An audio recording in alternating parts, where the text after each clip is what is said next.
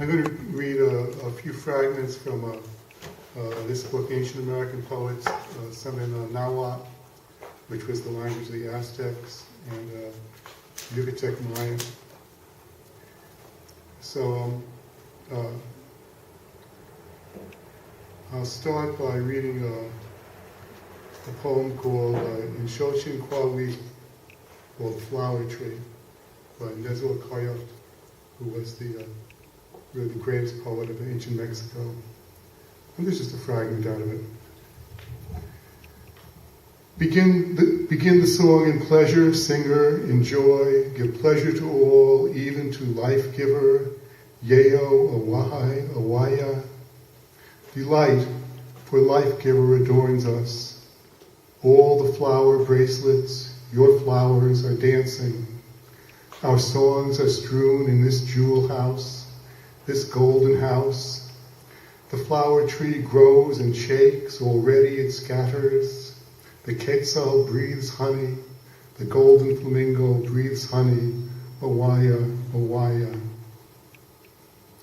Shia wilong pewa, shia wilong huikan, tikwi kanitl huia, ma shona huia kani, unen elkish tilon ipalimawani, yeo awahi awaya. Ma shona huia kani, ye techo kimiloa ipalimoa, ye shochimakitiska, netilo, ye nehuio aya, mojuchu, awaya, awaya. So that's a poem by Nezor Coyote. And here's a part of a poem by a Yucatec Mayan, ancient Yucatec Mayan named Abam, or Mr. Jaguar. And it's just a fragment out of the poem. And it's called Kilistup Yokwitz, or Extinguishing the Ancient One on the Mountain. As the sun sinks into the lap of the sky, it is the moment to begin. Light the copal. Lord Sky receives the smoke and fire for the face of Father Sun. Then let us go to the trunk of the saber tree to make our offerings for the new year. The painful days are gone. We will reunite in the village. We go east of the village to the wooden cowl of the ancestor, the receiver of the fire on the mountaintop.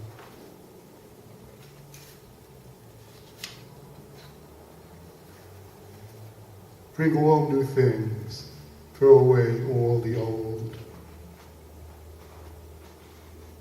Cornish to chumyashche, kosh tzak kakesh, utiel tumben ha, tzok tzikil, umanyaya kinil, Cornish, umalalil, timbalil, kachalil, konilakin, utzai, Ujokom she'il, kilis kamkak, yokohuitz, talzeish, tu lakabal tumbin, puleish, tu lakabal hunchbin. So that's what Coyote and Abba. Now I'm going to read a few things from my book, A Revolutionary Alchemy, and hopefully I'll save a little time to read some new things. This is called Mutiny. Don't take your chains so personally. Keep them in perspective. Human life will someday cease, even life itself. All energy slowing into no end. The universe like a giant eye closing shut, and even then, what dreams the universe might then dream. Still, now is, and is here, and that is all you and I will ever see, no matter how many different realities we may have seen or may see. And now, here, you and I are chained, some to the oars and slung in the hold, of a slave galley, and petty master swaggers down the row and flicks his whip and mutters about how lucky we are to be free to choose between the guard-stalled ship and the shark-prowled sea as we patrol the oceans of the world in search of booty, plundering all we meet and murdering all who would resist. And each morning the captain appears on the bridge in his pinstripe suit and salutes as the guard raises the colors. The bugler blows of stripes and stars, but we fly the Jolly Roger.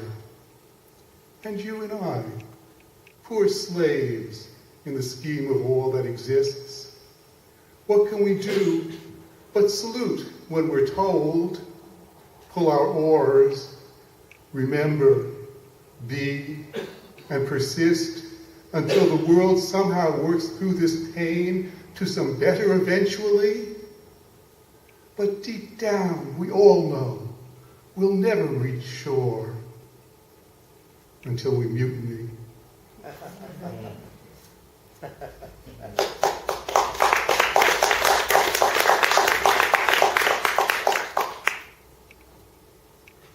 America first. Beyond the well, along the dusty road, America first, the acrid, rust-red soil supporting only an occasional small vineyard, they strolled house to house, executing families. We heard a great noise and were all enveloped in a wall of heat and steam, while concrete balconies crashed into parked cars. An officer lowered a plastic bag over her head, while another ground a lit cigarette into her arm. America first. The melting snow, semi-translucent and shining in the lantern glow, seemed to be carved out of a block of amber. We worked our way back, following a little creek, sucking on twigs of sassafras and radiant sunshine, until, fringed by majestic pines, we reached the canyon edge and lit the sacred fire. Although the time scale was so vast and the abuse of evidence so complete as to render it unlikely, the flutes and rattles summoned a universal healing, America first. It was a moment of return. The ancient languages, long declared extinct by the experts, springing suddenly back to life. All we had were elders, drums, spirits, and what they told us.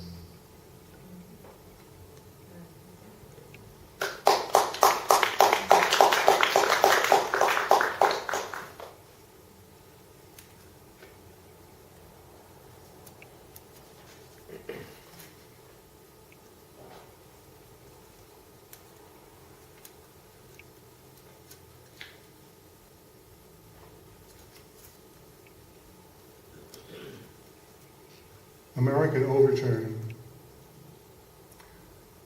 Overturn a brand new leaf through a dog-eared book the DA for felony graft a plum branch onto a peach root out the causes of social strife, strive toward revelatory visions, envision the end of bureaucratic dictators, dictate 100 songs about love the work you live for wholeness and light the fires of forgiveness, forgive the failings of your parents, parent your children to interconnections, interconnect compassion to your world consciousness overturning privatized commons, spurning career politicians, churning ownership patents, burning corporate papers, turning over unjust laws, now all things American overturn.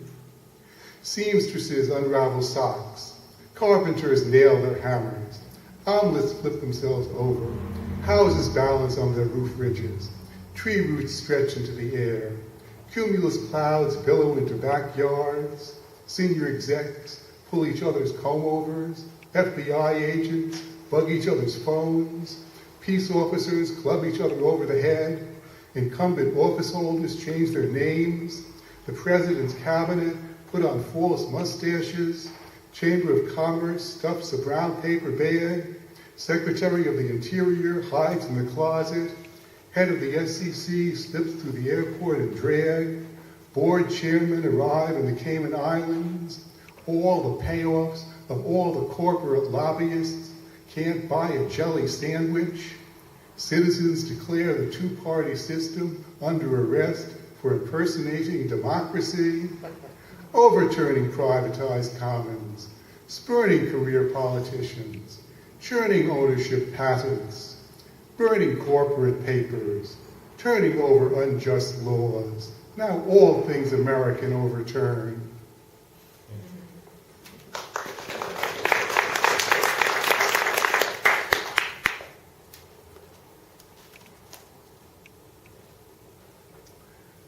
The tragedy at the core. Information on what's going on the ground is sketchy. They only show us the bomber's eye view. Reverberations of shelling bounce off the mountainsides, the nervous ladies chatting about fashionable colors, a pale thin moon circling the ring, misty peaks sink into the dark surface of the bay, light rippling, while the mountain passes are littered with decomposing corpses lying as they died. No one approaches except a bulldozer driver and 6 jumpy soldiers. He dumps dirt on top of the pile. Yet, in the midst, we try to lead decent lives, create a just society, even love, and try to purify our human soul. Maybe we have to just accept the contradictions. Nearby, a gray wolf with frightened eyes dashes across a moonlit stream.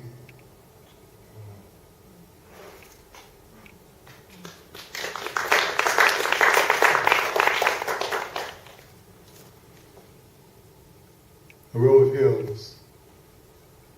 A row of hills, blue in the evening mist, a few geese picking at grass, a woman, hands calloused from hard work, bends and picks up a huge fire raging at the hospital, a deep crater blown out of one corner, a stray bomb between a school and a farmhouse, plunging down the roof to the first floor as fire trucks converge on the smoking residential district, damaging railways and watermelons, water mains shooting like geysers, a small globe of earth placed carefully upside down on a gallows, devoured by birds, flashes of catastrophes at sea, poisoned by the magician's wand.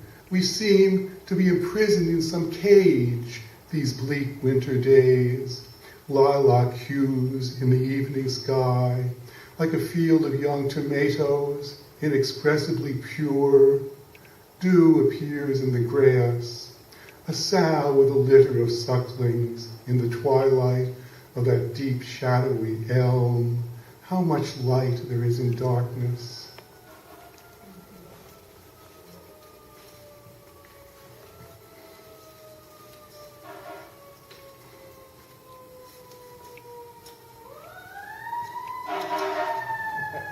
John, they're after you. I know. They haven't planted me yet. Giant rolling waves. Giant rolling waves in the middle of the ocean, cosmic winds whirl, glacier roots slide across the pole, cloud descend in an unknown valley, opening a new island in your mind.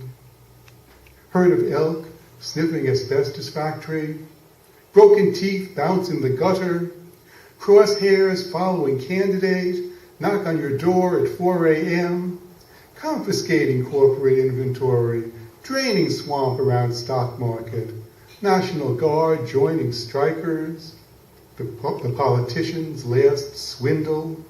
Carpenters run through the Senate. Forest fading into jewels. Bear wander through prison ruins. Workers' collective selecting foreperson. Purgation of dawn metal. Smile into the great calm. Flocks of hearts flying home. Community absorbed corporations inside this circle of fire. So I think that's all I'll read out of this book, and I'll read you one or two new things to finish up here. But this is something that some of you might know that this is going on right now.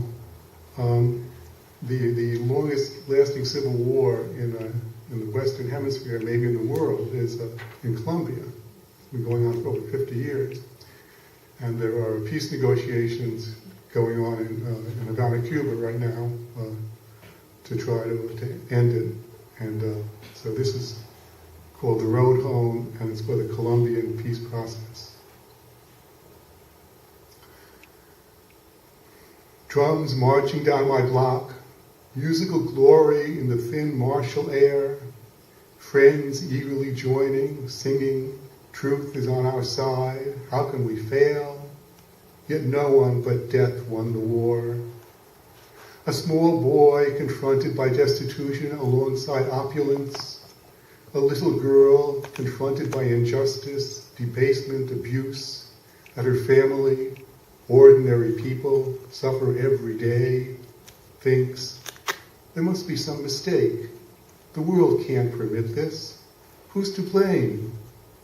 Yet no one but death won the war. A young woman sees people fighting back and thinks, at last she's not alone. No peace without social justice. No justice without peace. She joins the march, demonstration, picket line, and for a brief moment feels the exultation of fighting the heroic struggle, the good fight. Suddenly she finds herself with a rifle in her hands, a soldier in the guerrilla, opposing oppression. She has to oppress. To end the killing, she has to kill. Endless violence. All the cousins are hanged for refusal to obey illegal orders. All the blue jays are lobotomized. All the coral reefs ground into cereal boxes. All the sunbonnet babies waterboarded. All the high desert mesas bulldozed into toxic dumps. All the Snake River canyons carted off to amusement parks. All the blood of all the mountains drained into election campaign coffers. All the harbor rats playing violas at the wedding of plagues, but no one but death won the war. In despair, language suddenly fails a young man, and he realizes that all he is seeing is the inside of his own thoughts. These illusory images are not the essence of things. He shuts his eyes and tries to end the killing by resolving it in his deepest dreams. But when he wakes to the everyday world again, the disease still infects the land. The people still moan. The endless stream of broken lives, body parts in body bags. The criminals still appear to triumph, and no one but death has won the war. All hope abandoned. The merciless flame parched my heart. I felt only pain. Nothing could appease me. I could never love again. Nothing could please me. I could find no peace of body or mind. I longed for death to release me, for no one but death won the war. Then, when no one any longer expected anything to change except the names of the maimed, the agonized faces of the amputees, the placement of the wounds, when least expected, the battle-scarred veterans one by one suddenly dropped to their exhausted knees and lay down in the tall grass for what feels like eternity. They wonder if they are alive or dead. Then one by one, they pick themselves up and begin to walk the long road home. for no one but death had won the war. The forest fires burn themselves out. The hurricane blows itself away. The ear-splitting detonations and automatic rifle blasts echo and fade. The names of the heroic dead and survivors who sacrificed for social justice are chanted again and again. Heroic to pick up arms and fight oppression. Heroic to lay down arms and talk of peace. Somewhere salmon return to streams where they have not spawned for decades. Burnt-out meadows burst back into bloom. Somewhere a baby takes a first halting step. An elderly woman learns to laugh again. And so the victors are a new generation, given a chance to find peace and justice in their own way, for no one but death wins in war.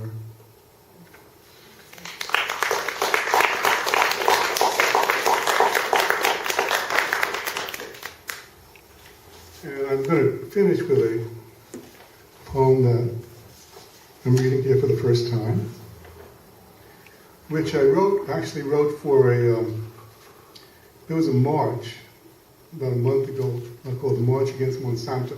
You know what Monsanto is. Well, I didn't get to go on the barge. It just didn't happen. But I did. I write a poem for it. It's called Biotech Dirge.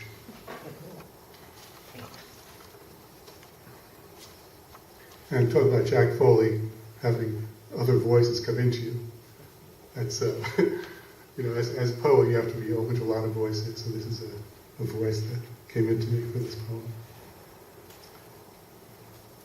Please allow me to introduce myself. They call me shameless and deranged, a trafficker in drugs and poisons, the libelers and slanderers claim, Agent Orange, PCBs, DDT and other toxins leaving millions dead and maimed.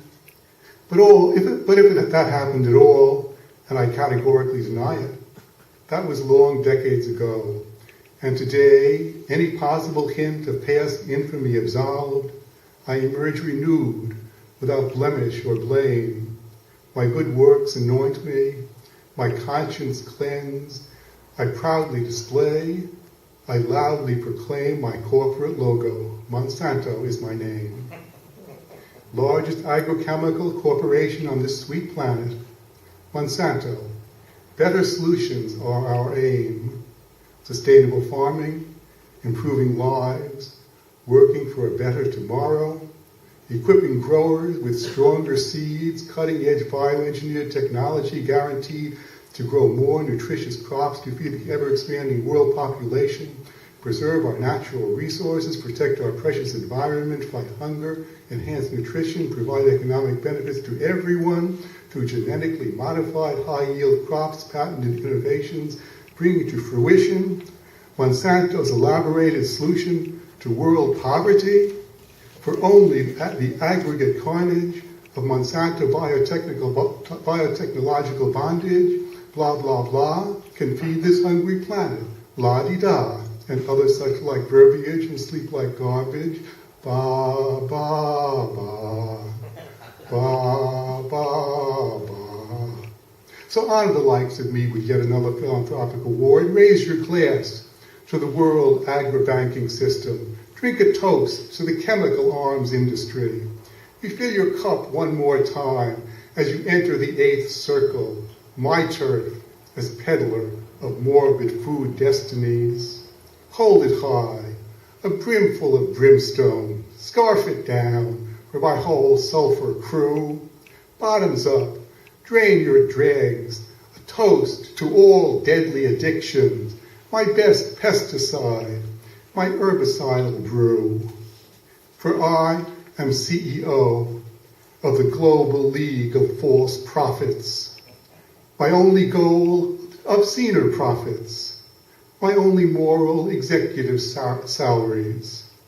I'm crime boss of the world-class rogues gallery, chairman of the business-suited gang peddling unsurpassed destruction in death paradise. Maitre D at the Heroin Hotel, DBA, the International Agricultural Chemical Cartel.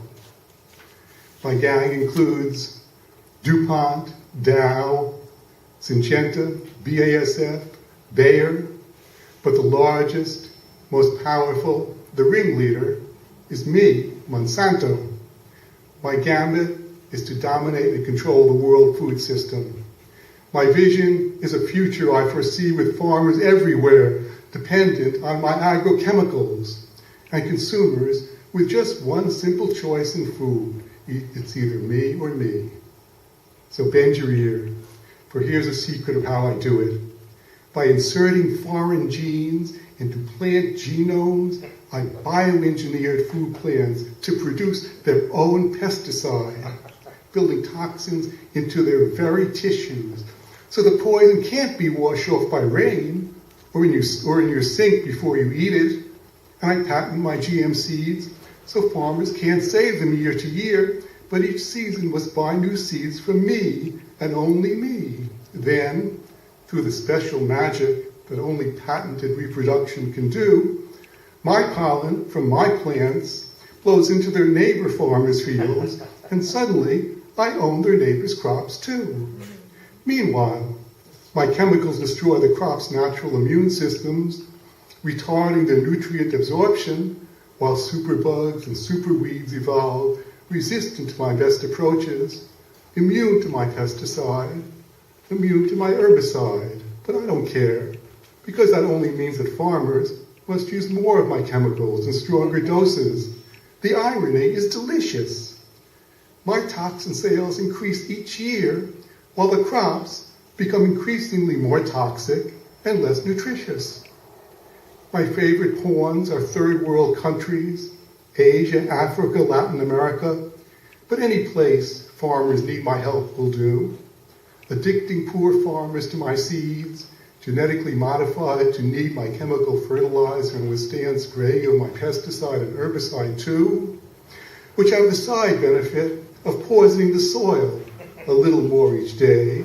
So even if farmers want out, they can't leave, because with poisoned soil, they can't go back to their old traditional ways.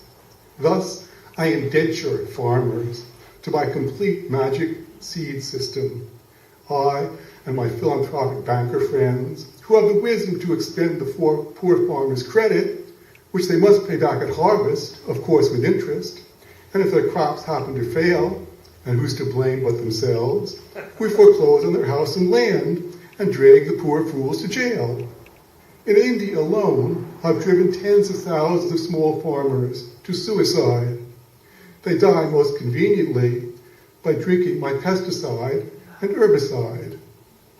Although in 60 bleeding-hearted countries, my GM foods are required to have special warning labels, and in 27 freedom-hating countries, I've been totally unjustly banned. In my good old freedom-loving USA homeland, I dominate corn, soy, cotton, sugar beets, and a lot of alfalfa. Plus, a third of all American cows are injected with my latest pride, my bovine grief hormone, with cancer-linked, molecular clone DNA sequences structured right inside. So despite all the pathetic efforts of do-gooder, tree-hugging goon squads, my GMOs today are present in 80% of all American food products. But why, you may ask, can I openly boast of these highly accomplished crimes? Because no force on earth can confine me in these highly incorporated times. My agrochemical biotech lobby is arguably the most powerful in the USA. The US Congress and the FDA, my watchdog pup, are packed with my golf and drinking cronies, my former execs and show ponies, who give me special loopholes and subsidies enabling my foxy foods to fill supermarket shelves without any stupid, unnecessary labeling. And those same exalted legislators and regulators have the extra humorous gumption to exempt me from any clinical tests to determine if my GM foods are even safe for human consumption. Supposing you could capture me, or even kill me too, it would still have no impact. For before the ballyhoo die down, I'd be back, because though I may drink blood, I do not bleed. Indeed, I am immortal, a vast global complex of the living undead, a multinational corporation offshored with tax shelters and business acumen far beyond the understanding and control of any puny human. Thus, stop trying to fight me and admit the inevitable. It's to everyone's benefit to surrender to my genetically modified high-yield crops, patented innovations bringing to fruition Monsanto's elaborated solution to world poverty, for only the aggregate carnage of Monsanto biotechnical bondage, blah, blah, blah, can feed this hungry planet, la-di-da, and other such like verbiage and sheep-like garbage, ba, ba, ba. So honor the likes of me with yet another philanthropic award. Raise your glass to the world agri-banking system. Drink a toast to the chemical arms industry. Refill your cup one more time as you enter the 8th circle, my turf as peddler of morbid food destinies. Hold it high, a brimful of brimstone. Scarf it down for my whole sulfur crew. Bottoms up, drain your dregs, a toast to all deadly addictions, my best pesticide, my herbicidal brew.